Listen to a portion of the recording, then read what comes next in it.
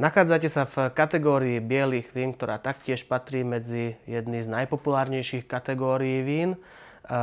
Biele vína máme rozdelené samozrejme podľa zvyškového cukru. Nájdete tu teda hlavne obzvlášť populárne biele suché vína, ale čoraz viac ľudí obľúbuje aj vína biele so zvyškovým cukrom a máme ich taktiež dosť v našej ponuke, či sú to polosuché, polosladké alebo aj sladké dezertné biele vína.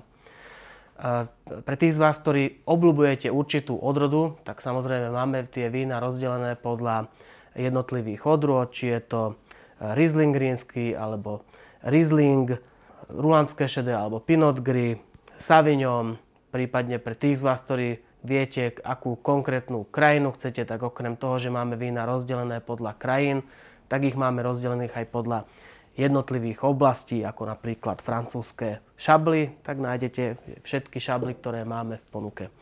Či prípadne obľúbujete talianske Soave zo severu Talianska, tak aj to viete nájsť. Na našich stránkach nájdete aj vína s nízkym obsahom histamínu pod samostatnou kategóriou. Väčšina producentov to uvádza aj na zadnej etikete.